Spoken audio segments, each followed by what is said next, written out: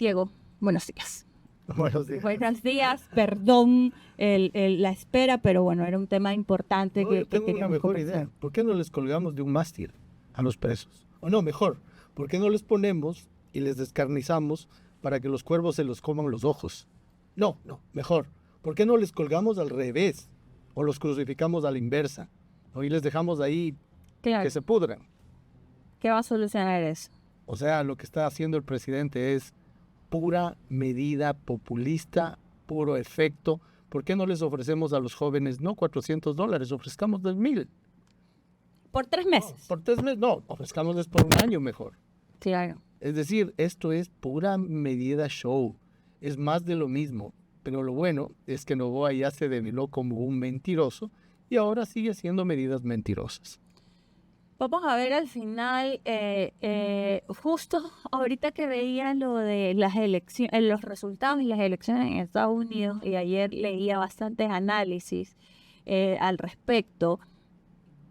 Yo en un proceso ahí de tratar de empatar cómo funciona o cómo están funcionando los electorados en general últimamente con lo que está pasando en el país, con los resultados electorales de las últimas elecciones, me preguntaba, ¿hasta qué punto, por ejemplo, la izquierda o el progresismo per se, como se denomina, en esta lucha por mantener firme lo que cree, sus ideas, su retórica, que vaya como pegada a sus acciones, no logra como ir abriendo esa cancha y no logra como romper ese techo y romper esa burbuja de la gente que sí lo sigue? Porque la verdad, Diego, es que las elecciones se ganan con votos. Uno puede tener la mejor de las intenciones, pero en una sociedad como la ecuatoriana, que ya está convulsionada, que la gente está harta y que probablemente muchas de esas propuestas sarcásticas que acabas de hacer, muchos dirían, ¿Por qué no? dime que sí. Claro. Sí, estoy harto, que lo quemen vivo, que lo linchen. Ya hemos visto, Diego, cómo han matado a delincuentes, gente que ha robado, la gente con sus propias manos, en una sociedad convulsionada y harta de todo, ¿no? Y esas medidas que para el que cree en los derechos humanos todavía, pese a todo, le parece imposible de que como Estado se las asuma, hay mucha gente del electorado que cree que esa de verdad es la solución. Claro, porque el electorado está en este momento sujeto a un bombardeo de un tipo de información y de una inacción que nos ha llevado a límites. Pero pongámonos un momento que en los zapatos del otro. ¿Qué tal si es que tú, no sé, estás conduciendo y te chocas? Y entonces, como a la persona que le chocaste involuntariamente está exacerbada, viene y saca una pistola y te mata. ¿Aplaudiríamos eso? No, y pasa. ¿No es cierto? Y claro, entonces tú estás caminando y de repente, no sé, te topas, le golpeas a alguien en la vereda. Y esa persona saca un puñal y te... Entonces, lo que estamos provocando y no podemos tolerar es los actos de violencia en general. Porque ahora decimos, no, a los privados de la libertad matémosles, ahorquémosles, quemémosles. Pero el día de mañana es del ciudadano común y corriente, a la persona que se equivoca, que te topa, que te choca, que te... Y eso puede generalizarse y entonces entramos en una violencia que sabemos dónde empieza, pero no sabemos dónde termina. Y eso no puede ser tolerable como sociedad. No podemos tolerar el crimen, sin lugar a dudas. Hay que combatirlo con toda la fuerza, no con show. Lo que hemos visto en el gobierno de Noboa es puro show. Entra a Durán con casco y con parafernalia militar y policial. Sale de Durán y las muertes siguen más todavía y sigue siendo la ciudad más violenta del mundo. Entonces, hay que combatirlo, pero con realidad, con toda la fuerza, pero con realidad. El Ecuador en el año 2017, Norris, tenía 5 homicidios por 100,000 habitantes. Hoy tenemos 50. 10 veces más. Entonces, si queremos cambiar eso, hay que hacerlo con realidad, no con show. Ahí te voy a preguntar algo, Diego, porque es parte de la retórica que también se ha pretendido instaurar en esta polarización política que existe. Cuando el correísmo sale y dice Ecuador antes estábamos mejor y antes no teníamos tantas muertes ni tantos asesinatos, que es una verdad, todos los que tenemos como memoria y sí lo podemos vivir ya a una edad en la que razonábamos más, sabemos que es una realidad, o sea, pucha, definitivamente. Pero también ahí viene algo que se dice, claro, estábamos mejor, pero porque había un pacto entre mafias, porque todo estaba casi que aletargado, como que sí, en el gobierno de Correa no habían tantos asesinatos y el crimen organizado no estaba como estaba, pero porque la verdad es que se sentaron entre las mafias, llegaron a un acuerdo y lo dejaron gobernar tranquilo. O sea, primero, ¿qué hay de cierto en eso? Y segundo, ¿cómo harían para en una sociedad que está tan desbordada y el crimen organizado tiene controladas las calles, a nuestros niños, a nuestras generaciones, para revertir esto teniendo a una sociedad que exige cambios ya, ahorita? O sea, ustedes asumen el poder y ya, mañana. Mira, primero hay que decirle a la gente la verdad. Esto no se soluciona en 100 días, ni en 100 horas, ni en 100 minutos. Esto es un proceso que empieza el primer día, pero que es un proceso que tú lo vas a ir solucionando en el tiempo. Y eso hay que decirle a la gente, porque no se le puede mentir y decir, no, llegamos nosotros y al día siguiente ya todo es un paraíso. No es así, porque la destrucción es muy grande, es gigantesca. Mira lo que está pasando con el sistema eléctrico y cómo van a dejarlo al próximo año, ¿ah? Al próximo año seguramente la destrucción que tenemos hoy va a ser mayor. Sí. Entonces nos vamos a encontrar con un gobierno totalmente expuesto a una destrucción del país y tiene que decirle a la gente, miren, vamos a solucionar esto, pero de esta manera, en este tiempo, empezando medidas hoy, pero cosechando en los próximos meses. No es del día de mañana, ¿no? Y lo mismo en seguridad, y lo mismo en salud. Ahora, claro, hay cosas inmediatas e inmediatísimas. Te pongo un ejemplo. En este momento se están muriendo personas porque no tienen servicios de diálisis. Eso es ya. Llegas al gobierno, pagas, negocias con las dializadoras la mitad de la tercera parte y empezamos nuevamente a dar servicios de diálisis a la gente. Eso es inmediato. Eso lo puedes hacer inmediato. El tema del empleo juvenil. Inmediatamente creas el fondo de garantía para que los jóvenes accedan al crédito y puedan poner en práctica sus ideas. ¿Eso cuánto te lleva? Un mes. El tema de la solución eléctrica no es inmediato, pero tú puedes tener generadores en tierra, contratar realmente a buen precio barcazas, entregar créditos para que la gente pueda comprar generadores a precio razonable y por tiempo razonable. O sea, hay cosas inmediatas y hay otras que son mediatas. Ok, Diego, primero, pacto con mafias en gobierno de RC. Sí, no, o en algún momento de la vida del gobierno anterior de la RC cuando estuvieron a cargo, ¿hubo conversaciones o qué se explica que haya santa paz y después de que se fueron todos funcados? Es que todo se cae por su propio peso. O sea, una afirmación de esa naturaleza es ridícula, por decirlo menos. Porque si tú tuvieras un pacto con las mafias, hubieras tenido una proliferación del crimen que salía por algún lado. El crimen es como la tos. Tú no lo puedes esconder. Si tú tienes pacto y le dices, bueno, aquí vas a tener vía libre para hacer, hubiera salido. No salió.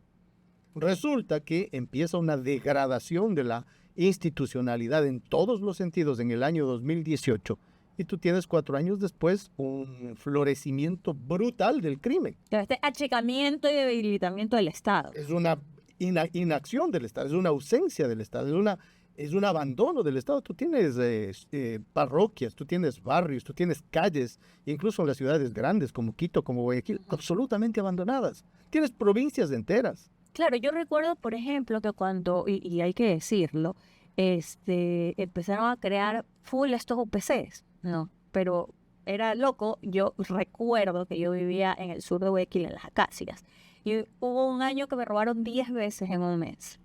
10. Y justo luego construyeron un UPC casi que al frente de mi casa, estos grandes, ¿no? USs creo que se llama. Y ahí, bueno, obviamente sentí la diferencia y ya no me robaban. Pero eso luego tú lo vas a ver ahorita y es de llorar, no existe. Sí. Exactamente. Entonces tú tienes una acción del Estado que muestra un resultado claro. Hubo acción del Estado, disminuyó el crimen, disminuyó la pobreza, disminuyó el desempleo, disminuyeron todas las cosas negativas de la sociedad. Abandonas esa acción del Estado y otra vez florece. Ya. Tú hablas de empleo juvenil, que te he escuchado ahorita decir, por ejemplo, eso sí se puede hacer de una, llegar, colocar los créditos para los jóvenes para que pongan en práctica sus ideas.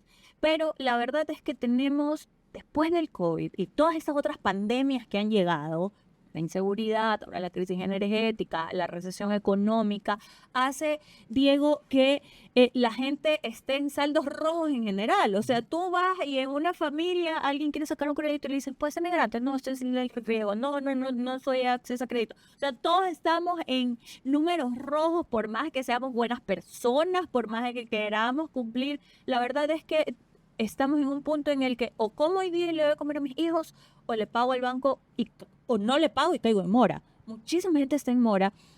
Y pasa ahorita con esto de Ban Ecuador y los generadores. Vayan, saquen su crédito, apliquen. Y yo he recibido no sé cuántas llamadas de gente diciendo que puede ser mi garante, que no sé qué, porque no encuentro garante para poder acceder al crédito, porque obviamente el Estado no es que va a regalar la plata, pero ¿cómo hacer que de verdad estos créditos que proponen todos los candidatos, no solo yo te ustedes, propongo otra cosa. se cumplan? Otra cosa propongo yo. Tal vez me escuchaste mal. Yo propongo un fondo de garantía. Ok.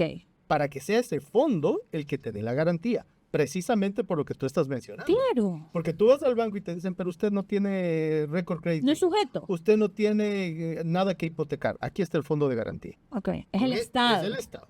El que te da el fondo de garantía, no te da el crédito. Te da la garantía. Yo sé, y eso está demostrado, la gente que mejor paga es la gente Sí. más pobre. Cuando Digámoslo hay así. las posibilidades. Claro, pero si tú le quitas la electricidad, si le dejas que le vacunen, si no le das absolutamente nada. El día de ayer estuve aquí, cerca de Guayaquil, en una zona rural, cerca de Salitre, y me contaban el drama los campesinos de lo que este momento es producir el arroz que nos alimenta, el arroz que nos da a nosotros la posibilidad de vivir bien en las ciudades, producido realmente con sangre, sudor y lágrimas por los campesinos. No tienen ningún apoyo y están sujetos a extorsiones, a falta de presencia del Estado, a ausencia de créditos. La carretera que une entre la principal y la finca de ellos la hicieron ellos, cuando esa es una tarea que debería hacerle el Estado. Claro. Entonces, hay un abandono y luego tú dices que la gente se arregle. Eso es lo que ha hecho el gobierno de Novoa.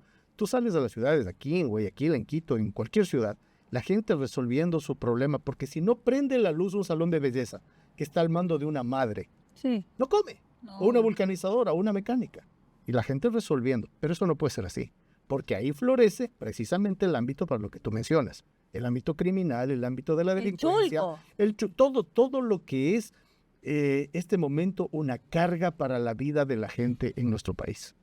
Y eso hay que pararlo, eso hay que solucionar. Diego, tú eres economista y una de las... Yo siempre digo que el que se lanza candidato a presidente o a dirigir este país en este momento y desde hace un par de años atrás es un kamikaze, porque el país está de verdad en soleta.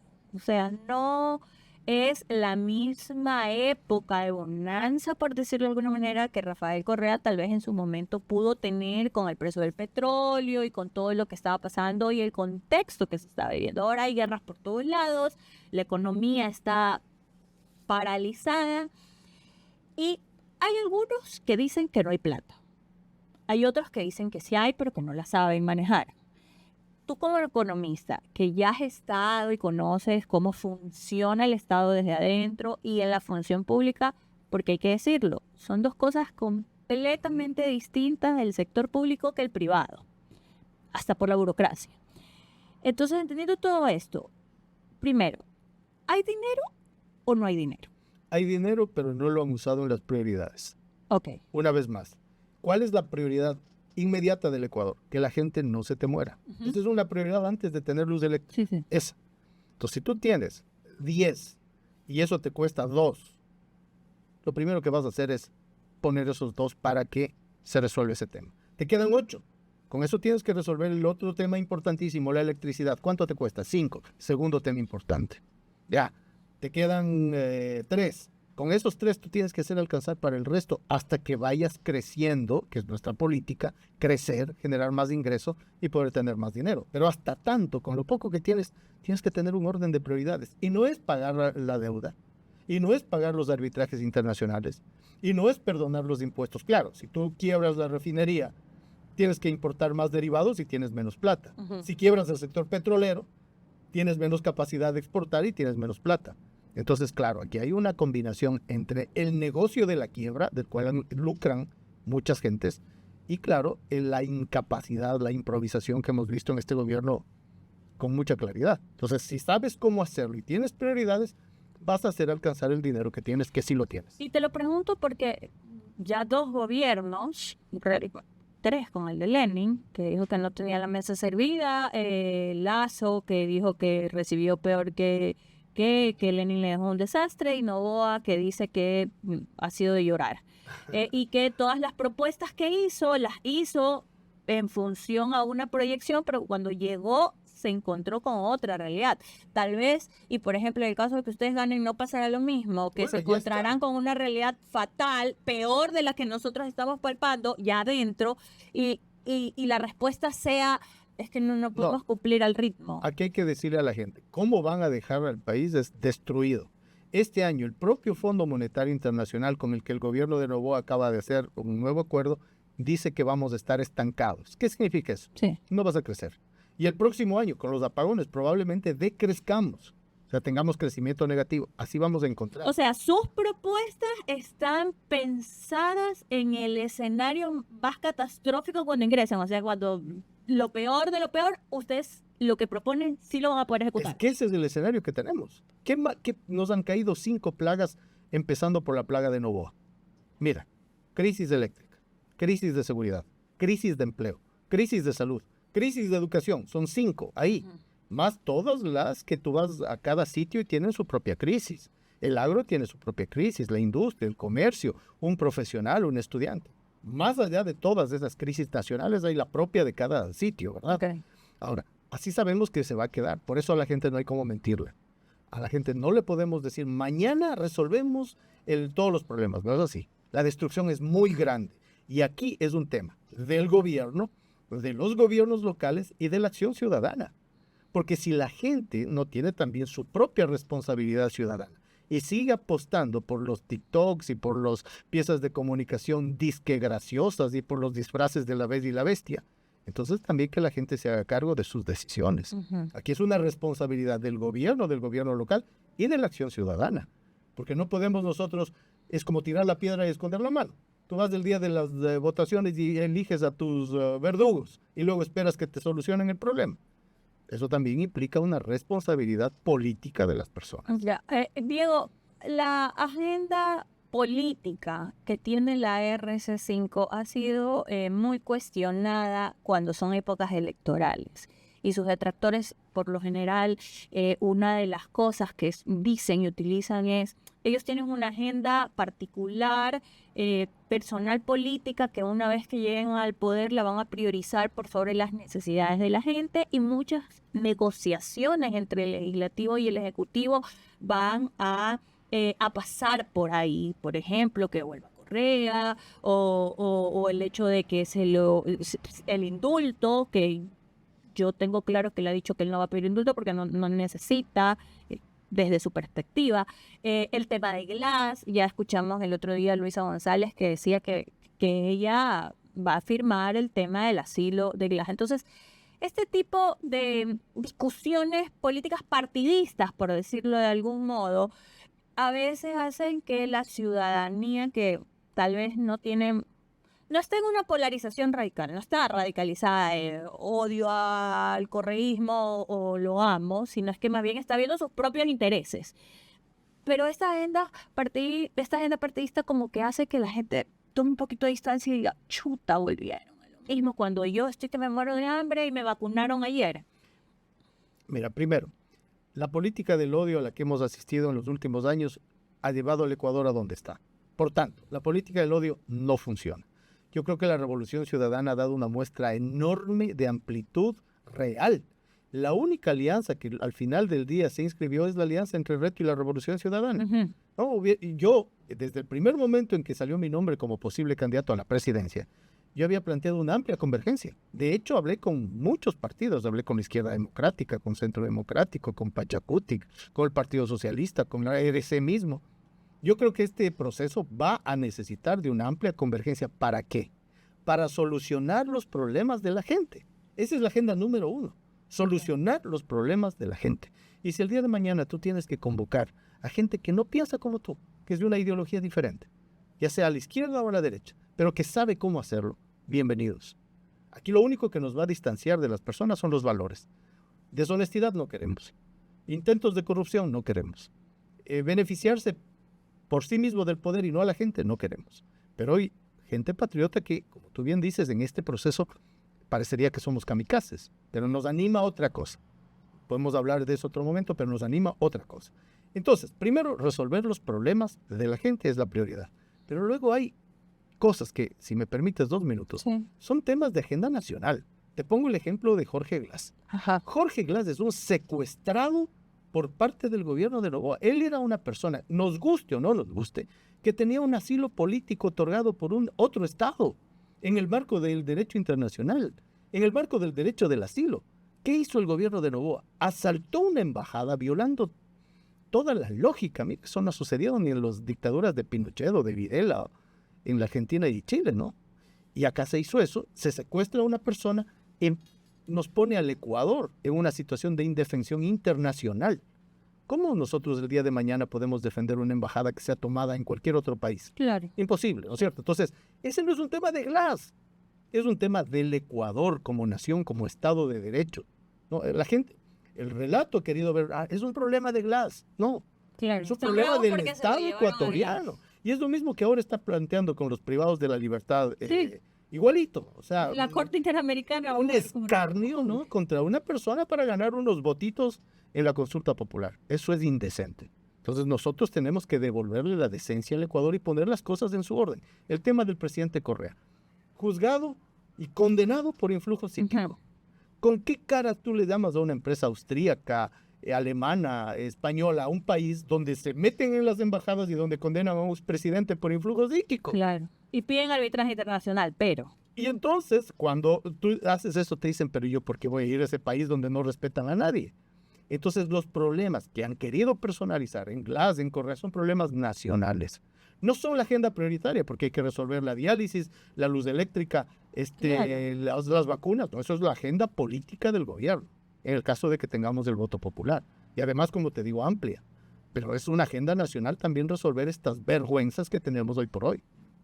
Ok, Diego, aquí nos pregunta Michelle Disela, ¿qué tan factible sería bajar el IVA al 11% y de repente subir el ISD 1%, que deberían apostar por la energía eólica marina, que ha visto que en Europa se está yendo hacia ese tipo de energía? Bueno, yo lo que le digo a la persona que pregunte es, A Michelle. vamos a bajar el IVA al 12%. Ya. Ese es un compromiso. Al 12. Al 12, que es donde estaba antes, Ajá. ¿no?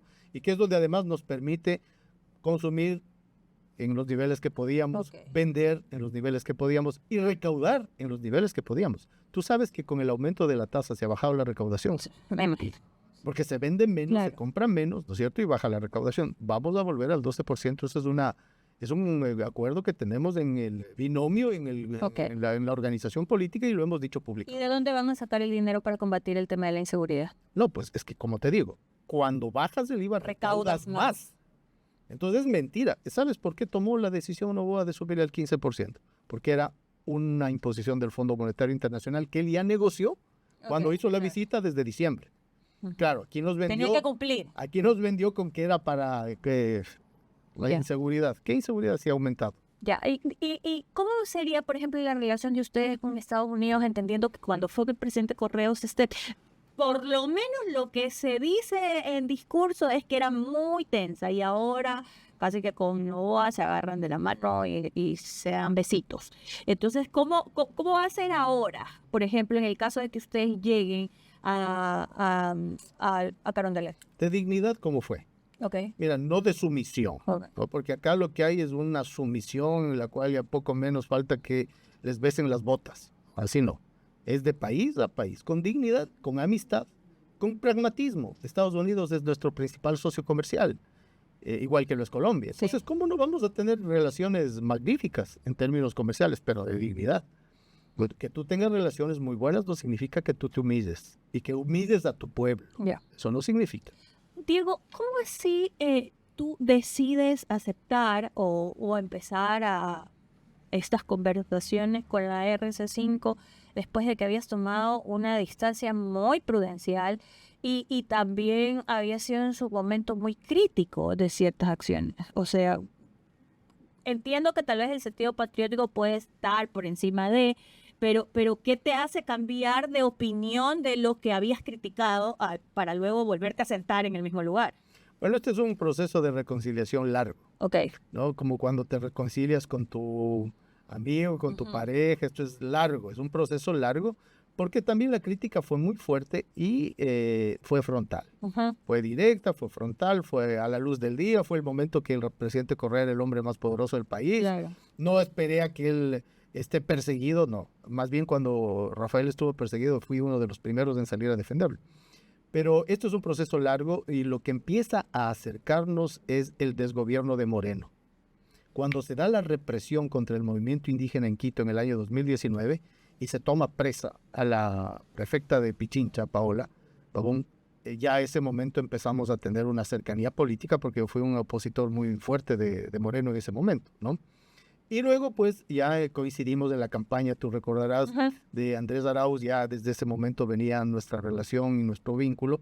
Y ahora, ante esta circunstancia extraordinaria que vive el Ecuador, yo dije, bueno, necesitamos acciones extraordinarias. Y dar una muestra ante el país de reconciliación, que ya venía de largo, pero ahora sale a la luz, Claro. ¿no? Era muy positivo, porque te está mostrando que la voluntad de amplitud, de reconciliación, de no revancha, O sea, sí etcétera. están abiertos a la escucha. Yo creo que por sus obras los conoceréis. Ok. Ahí estamos viendo. Ahí estamos viendo. El haber aceptado en el binomio una persona que fue tan crítica y que salió a la luz justo ahora. Claro, ya venía esta cuestión de antes, pero sale a la luz ahora. Es bueno, porque la gente puede saber que realmente hay una voluntad de escucha y una voluntad de no guiarnos por los odios, las revanchas, las antipatías, sino guiarnos por lo que la gente quiere, que es solucionar los problemas.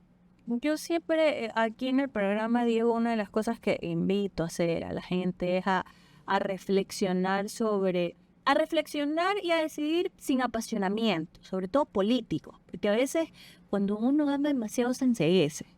Y he escuchado muchas veces, en algún momento la entrevisté a Luisa y le preguntaba sobre este proceso interno de depuración que habían hecho y ella me decía, bueno, ¿por qué la gente se empecina tanto en saber si nos hemos autodepurado o no? Como que casi que la familia, cada quien vea por lo suyo, y sí lo hacemos, pero no tenemos que estarlo gritando a viva voz. Tú que estuviste afuera, que estuviste adentro y que ahí has estado como pululando, te pregunto, ¿si crees que ha existido de verdad este proceso como de detox dentro de la RC5? Y te lo pregunto porque es verdad, la gente no se lo exige a otras organizaciones políticas, pero sí se lo exige mucho a la RC5 y si es algo que el electorado lo exige, es algo que hay que conversarlo porque a la gente le queda el voto. Mira, eso es bueno, ¿no? Que la gente mire a la RC5 como el movimiento al cual más obligación, incluso más Se exige. exigencia le pides a sus líderes. Y claro, y tú ves que al lado pasan por al lado cualquier cosa, ¿no? Sí, O sea, por al lado pasan cualquier cosa y tú lo ves y no, como son de otro partido, ADN o lo que sea. Un remache de todos. Pues. Entonces no pasa nada. Sí. Es bueno porque te digo, eso muestra el liderazgo que tiene la Revolución Ciudadana, el proceso interno, el proceso democrático. Dicen, en la RC todo es escogido a dedo. Vayan y vean cómo se dan esos procesos de escoger candidatos y las pugnas que hay, tal, como es lógico en una organización democrática. Mira lo que ha pasado en los Estados Unidos. Como debe de ser. No, mira lo que ha pasado. Y tú no estás diciendo, no, pero es que mira la pugna en el Partido Republicano, en el Demócrata. Así es la democracia. Hay intereses y al final del día unos ganan. Y claro, aquí lo positivo es que cuando ya gana alguien, todo el mundo le apoya. Claro, no se van metiendo el pie en el camino. Eso es muy importante que decirlo. Y claro, los procesos internos a los cuales yo no te puedo responder porque no pertenezco a la lógica o sea, interna. tú no eres afiliado de la RC. Yo no soy afiliado del RC. Yo soy la muestra clara de esta amplitud y de esta alianza por fuera del RC, incluyendo a otra gente que está en las listas nacionales, en las listas provinciales, que se ha visto que no provienen del RC, porque la idea es justamente hablar y hacerlo. O sea, con el ejemplo predicar. Bueno, no provienen, pero siempre de algún modo han estado ahí, pues. O sea. A ver, yo te pongo ejemplos. Mireya Pazmiño. Ya una candidata que viene más bien de Pachacuti y hasta acá. O sea, aquí no hay amagues, aquí no hay amagues. No, y te puedo nombrar más. Claro, sí, pero no va a decir Raúl Chávez. Pues va a ser Raúl Chávez, presidente de Reto, pero entró a la concejalía de Guayaquil por la RC5. No, por eso no te pongo esos Claro. ejemplos, porque ciertamente es otro movimiento, ciertamente es otro partido, ¿no? Puedes tú decir, no, pero es que el origen estuvo aquí mismo. Bueno, está bien, pero es Es otro parte de la partido. dinámica. Y ojalá otros más fueran parte de esta dinámica.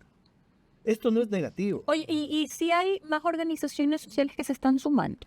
Nuestra convocatoria es muy amplia, Ok. muy amplia. Organizaciones locales, cantonales, provinciales, organizaciones sociales, organizaciones gremiales. ¿Cuál es la línea roja? Olvidémonos de la RC5 por un momento y pensemos en la candidatura, en la campaña, ¿no?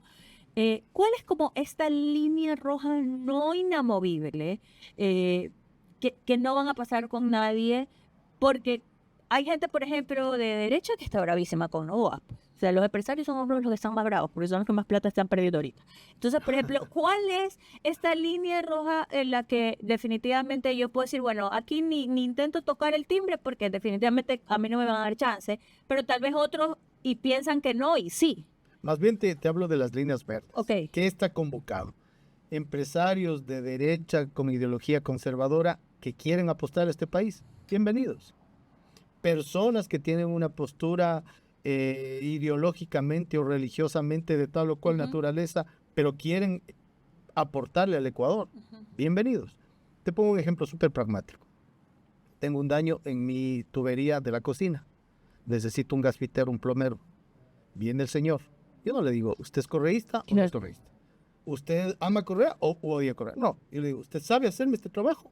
Venga ya. Ok. Te digo lo mismo para el país. Gente que quiere venir a aportar es bienvenida independientemente de cuál haya sido su postura con la que se ha definido en el pasado. Yo no estoy en contra de las ideologías, yo tengo la mía, clarísima. ¿Cuál es la tuya? Yo soy una persona de izquierda toda mi vida. Ok. Yo ahí empecé en la universidad y aquí continúo, ¿no? Ahora le llaman centroizquierda, socialdemocracia, progresismo, Sí. nacionalismo, patriotismo, lo que sea. Ahí estoy. Y de ahí no me he movido, nunca me he movido de ahí. ¿No? Ni lo voy a hacer porque esa es mi convicción. Pero si es que el día de mañana me convocan a una minga para resolver el problema de mi barrio y ahí está lleno de conservadores, ahí estoy. Claro. Ahí estoy. Yo no voy a preguntar, oiga, ¿usted cree en Dios? Ah, no, entonces yo no puedo estar acá. Oye, ¿O no cree? Te quiero preguntar esto porque me resuena mucho con el tema de las elecciones y ya nos pasamos un montón y con esto terminamos, porque ya me está gustando por acá. Pero en el tema de ser de izquierda y los valores tradicionales y el moralismo de las sociedades. Y te lo pregunto porque mientras tú hablabas, se me viene en la cabeza esta foto que se hizo viral de Trump rezando con todo el mundo y él ahí todos con la mano, casi. Y la verdad es que, Diego, vivimos en una sociedad súper conservadora, súper moralista, con dobles estándares, es la realidad, pero así estamos y así somos. Y ahora hemos llegado a un punto en el que ahora resulta que decir que eres de izquierda es como visto como medio mal, como progre hippie sin valores, anti todo. Realmente, por ejemplo, ¿cómo te define a ti esa parte? Porque a las familias les importa mucho. Mira, con mucho gusto. Te voy a responder de dos maneras. Ajá. La primera, yo tengo una familia grande. Yo tengo 6 hijos. Ok, ¿Ya? amas el amor. Amo el amor, Ajá. ¿no? Y tengo en mis hijos posturas que van desde las más liberales, feministas, radicales, te podría decir, Ujú. hasta posturas conservadoras. En mi familia nos sentamos a la mesa todos y todo el mundo tiene su postura. Tengo desde una hija de 15 años hasta una hija de 39. Y todas tienen su postura y son muy distintas. Y nos podemos sentar a la mesa, nos amamos y convivimos. Y nadie le exige al otro una postura diferente para que pueda compartir y dialogar. Nadie. Así fueron criados, en eso creo, así vivo. Ok. Mi esposa es conservadora, yo soy más liberal, y ahí estamos juntos. Y ese no es un óbice para seguirnos caminando, ¿no? Primero. Segundo, a la familia le interesa, claro que le interesa. Mi postura, cuando yo digo soy de izquierda, ¿qué quiere decir esto? Yo estoy por la justicia social, yo estoy por la equidad, yo estoy por el desarrollo humano, yo estoy por la repartición de la abundancia. Ok. Ojo con eso. Yo creo en la repartición de la prosperidad, Yo no creo en la repartición de la pobreza. Eso no es para nada de ser de izquierda. A quien le interesa que la gente esté pobre ha sido a la derecha normalmente. Y ahí más bien lograr crecerse. Mira, si a Correa algo no le perdonan, no es que haya redistribuido, es que haya permitido que la hija de la empleada doméstica y la hija del dueño de casa vayan a la misma escuela. Eso no le perdona. Algunos sectores, yo creo que esa es una ideología muy atrasada, ¿no? Entonces, para mí ser de izquierda es ser nacionalista, es ser digno, es ser democrático, poder convivir y conversar con quien quiera. ¿Acaso que porque yo me siente a conversar con mi vecino que es de derecha me va a contaminar? Ya, ¿y el que tiene más se tiene que preocupar o no? Pero por supuesto que no. Al revés, yo quiero que todos tengan más. No Ojalá- es como, ay, estos van a venir y ahora resulta que yo le voy a tener que pagar al vago que no hace nada. Porque si la gente piensa. Muy por el contrario, ser de izquierda para mí es poder tener a la gente próspera, abundante, sin preocupaciones, sin escasez, sin una ideología de escasez. Con una ideología de abundancia vivimos en un país absolutamente rico, absolutamente abundante. ¿Cómo no podemos ser parte de eso los ecuatorianos? Yo qué quisiera, un campesino que tenga todas las comodidades, que no esté viviendo y sufriendo lo que hoy sufre, un comerciante, una madre de O familia. sea, que resurja esa clase media que se está Que perdiendo. resurja la clase popular primero, Ok. que resurja la clase media y que la gente que tiene plata haga más plata todavía. Claro. Es decir, que todo el Ecuador, si quieres ponerlo en sencillo, haga más plata. Ese sería el objetivo, en realidad, de un gobierno de izquierda en el siglo XXI. Chévere, me ha gustado conversar contigo, Diego. No hemos tenido el gusto de tener esta conversación. Están abiertas las puertas. Vamos a tener otro espacio en donde vamos a un espacio de entrevista un poco más extendido para conocer más a quiénes son los que quieren liderar este país. Estás desde ya comprometido e invitado. Con mucho gusto, acá estaré. Y entonces, bueno, ya para terminar, nos hemos pasado un montón, pero se ha pasado rápido, interesante. La gente se han quedado muchas preguntas, hablan del tema de salud. Ya te comprometemos una vez para conversar más al respecto, algo que con lo que quiero cerrar y decirle a las personas, la campaña todavía ni empieza realmente, pero ya para algunos que tienen el poder empezó hace rato, entonces todos los espacios están abiertos. No, el único mensaje que doy es un mensaje de esperanza. En medio de esta oscuridad que estamos viviendo hay una claridad adentro. Y esa claridad es la que